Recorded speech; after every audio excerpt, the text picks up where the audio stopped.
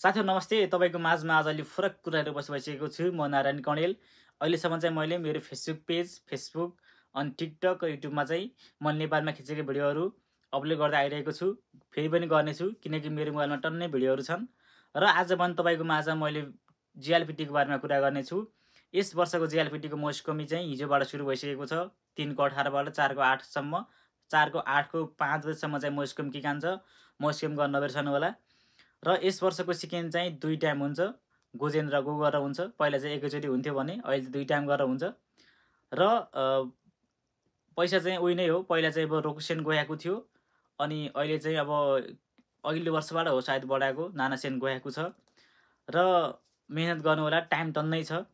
अझै 2-3 महिना नै छ भन्नु पर्यो। अब एक्जाम हुने भनेको चाहिँ त्यही अब 7 को पहिलो हप्ता नै हो, आइतबार।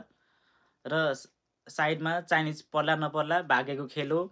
मौसम गरेपछि दिएपछि पक्कै पनि पास भइन्छ भन्ने तरिकाले दिने हो। अब कहिलेकाहीँ फ्याट्टै पास भइन्छ। अब कहिलेकाहीँ पास हुन्न भन्दा नि भइन्छ भने कहिले पास हुन्छ होला भन्ने त्यस्तो लागेको बेला पनि फेल भइन्छ भन्न सकिन्न। यो भिडियो सबै माझ सेयर गरिदिनु होला भन्न चाहन्छु। म जस्ता भुलक्कर धेरै छन्। मैले एकपटक मौसम गर्न बिर्सेँ अनि साथीहरुसँगै पनि साथीहरुले मौसम गरे, एक्जाम दिए, पास भए।